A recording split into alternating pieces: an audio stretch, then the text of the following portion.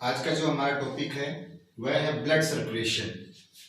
बच्चों की डिमांड पे कई बार मैसेज आ चुके हैं कि इस प्रकार का एक टॉपिक की क्लास प्रिपेयर की जाए, तो उसको आधार मानते हुए आज की जो क्लास हमने प्रिपेयर की है। तो ब्लड सर्कुलेशन का मतलब मुख्य रूप से अपन इसी प्रकार जान सकते हैं कि ब्लड का सर्कुलेशन यानी ब्लड का फ्लो।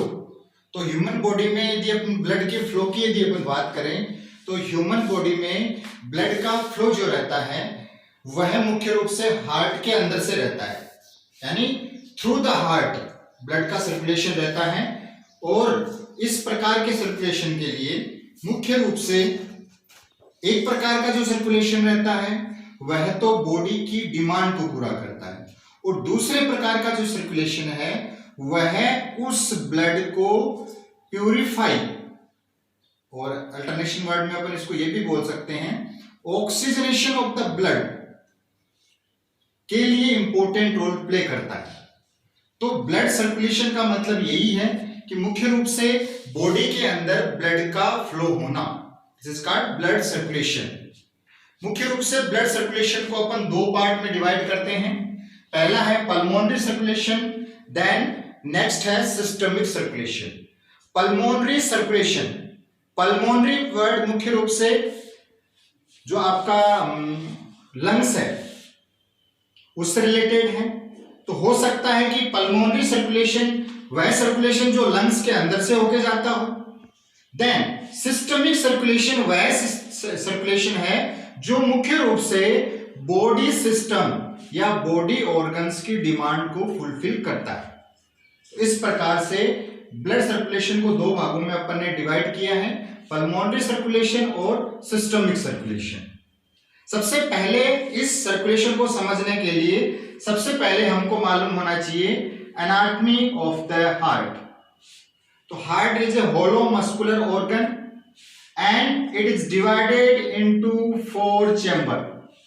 हार्ट मुख्य रूप से एक होलो मस्कुलर ऑर्गन होता है जो मुख्य रूप से 4 चैम्बर में डिवाइड रहता है।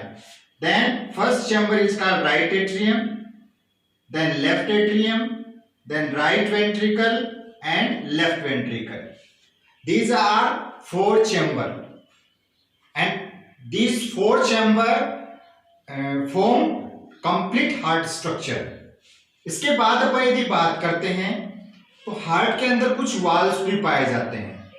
हार्ट के अंदर दो प्रकार के वाल्व पाए जाते हैं, जिसमें पहला जो वाल्व रहता है वह एट्रियोवेंट्रिकुलर वाल्व होता है, यानी ये पोर्शन एट्रियम का, ये पोर्शन वेंट्रिकल का।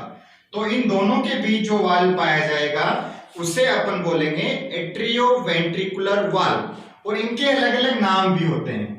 यदि अपन देखना चाहें तो ये वाला जो वाल्व है ये ट्राइकस्पिड वाल्व कहलाता है। देन ये वाला जो वाल्व है यह बाइकस्पिड वाल्व कहलाता है, इसे मिट्रल वॉल्व भी कहते हैं।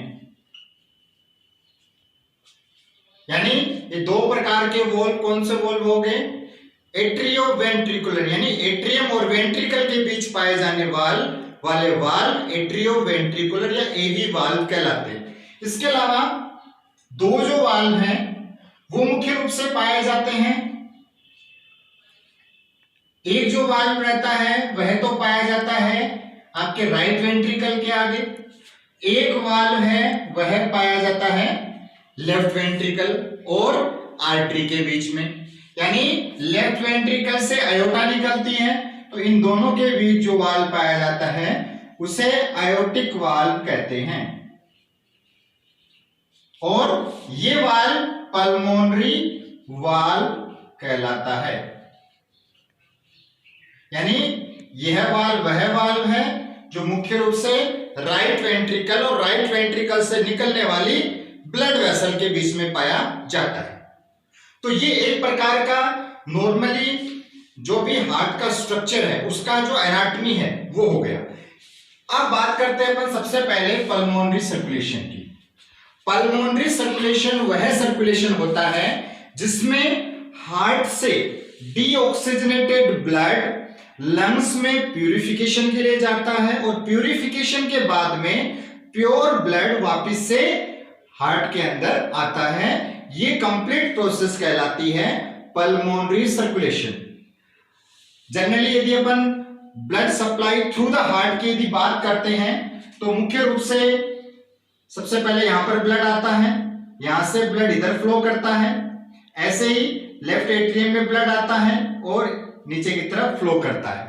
तो जब अपन पल्मोनरी सर्कुलेशन की बात करेंगे तो सबसे पहले अपन ये बताएंगे कि in the condition of pulmonary circulation right ventricle से 2 पल्मोनरी आर्टरी निकलती हैं। राइट वेंट्रिकल से कितनी पल्मोनरी आर्टरी निकलती हैं? 2 पल्मोनरी आर्टरी निकलती हैं।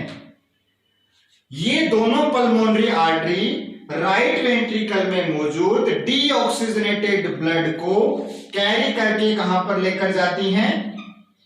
लंग्स के अंदर लेकर जाती हैं।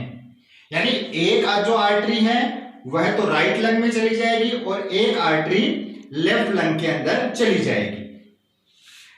यही वह कंडीशन होती है जिसमें आर्टरी में हमेशा इम्प्योर ब्लड की सप्लाई होती है। In the condition of pulmonary artery हमेशा आर्टरी के अंदर इम्प्योर या डीऑक्सीजनेटेड ब्लड का सर्कुलेशन होता है। आफ्टर दैट अपन बात करते हैं लंग्स के अंदर इस ब्लड का प्यूरिफिकेशन होगा। यानी प्यूरिफिकेशन का मतलब ये होता है कि ऑक्सीजनेशन ऑफ द ब्लड होगा, यानी ऑक्सीजन ब्लड के अंदर मिक्स हो जाएगी और कार्बन डाइऑक्साइड ब्लड से बाहर निकल के जो भी आपका एयर सेक है, एयर पैसेज है, लंग्स के अंदर आ जाएगी। जब अपन एक्सपायरेशन करेंगे तो उस एयर को अपन बाहर एक्सहेल कर देंगे। प्यूरिफिकेशन के बाद में लंग्स से 4 पल्मोनरी वेन निकलती हैं। 4 जो पल्मोनरी वेन होती हैं वे मुख्य रूप से इस ऑक्सीजनेटेड ब्लड को कहां पर लेकर आती हैं? लेफ्ट एट्रियम में लेकर आती हैं। 4 पल्मोनरी वेन इस ब्लड को कैरी करके लेफ्ट एट्रियम में लेकर आती है।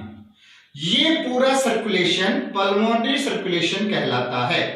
यानी पल्मोनरी सर्कुलेशन के अंदर पल्मोनरी आर्टरी में इम्प्योर ब्लड की सप्लाई होती है जो मुख्य रूप से ब्लड को राइट वेंट्रिकल से लंग्स के अंदर लेकर जाती हैं, जो संख्या में 2 होती हैं, तथा लंग्स में इस ब्लड के प्यूरिफिकेशन के बाद में 4 पल्मोनरी आर्टरी वेन जो हैं वो इस ब्लड को, यानी कैसे ब्लड को?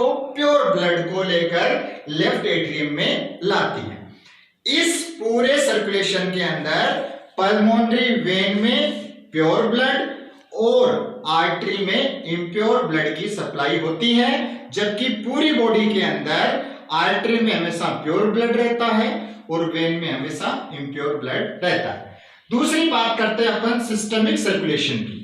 सिस्टमिक सर्कुलेशन वह सर्कुलेशन होता है जो मुख्य रूप से आर्टरीज के द्वारा ब्लड का circulation particular tissue, particular organ तक किया जाता है। यानी ऑक्सीजनेटेड युक्त ब्लड हो, उसमें न्यूट्रिशन हो, इन सब की टिश्यू की डिमांड को इस ब्लड के द्वारा फुलफिल किया जाता है।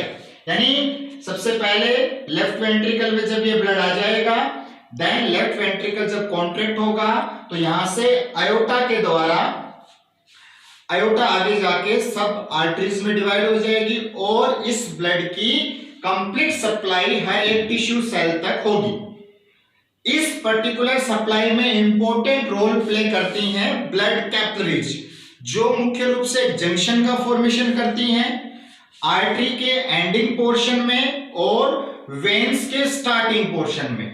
तो यहां से जो ब्लड जाएगा वो आगे जाके कैपिलरीज में डिवाइड हो जाएगा, यानी माइनर जो ब्लड वेसल्स हैं उसमें ये डिवाइड हो जाएंगी, जो भी आर्टरीज हैं उनमें डिवाइड हो जाएगा। डिवाइड होने के बाद कैपिलरीज बन जाएंगी। ये इस पर्टिकुलर ऑक्सीजनेटेड ब्लड को टिश्यू सेल तक सर्कुलेट करेंगी या सप्लाई करेंगे। उसके बाद में जो भी वेन है उनकी ब्रांच से होता हुआ, यानी जब एक टिश्यू सेल इस ऑक्सीजनेटेड युक्त ब्लड का यूटिलाइजेशन करेगा, उसके बाद में बदले में कार्बन डाइऑक्साइड युक्त या डीऑक्सीजनेटेड ब्लड को रिलीज करेगा। वह ब्लड सुपीरियर वेना कावा और इंफीरियर वेना कावा से होता हुआ राइट एट्रियम में आ जाता है। तो लेफ्ट वेंट्रिकल से निकला हुआ ऑक्सीजनेटेड ब्लड डीऑक्सीजनेटेड होकर वापस से राइट एट्रियम में आता है। इस कंप्लीट सर्कुलेशन को सिस्टमिक सर्कुलेशन कहा जाता है। देन नेक्स्ट है समराइजेशन। ब्लड सर्कुलेशन यानी पल्मोनरी सर्कुलेशन वह सर्कुलेशन जिसमें ब्लड का ऑक्सीजनेशन होता है। इसके साथ साथ में सिस्टमिक सर्कुलेशन वह सर्कुलेशन होता है जिसमें जो भी टिश्यू सेल हैं उनकी ऑक्सीजन और न्यूट्रिशन की डिमांड को पूरा किया जाता है। तो ये पर्टिकुलर सर्कुलेशन पल्मोनरी सर्कुलेशन और ये सर्कुलेशन सिस्टमिक सर्कुलेशन कहलाता है। Thank you.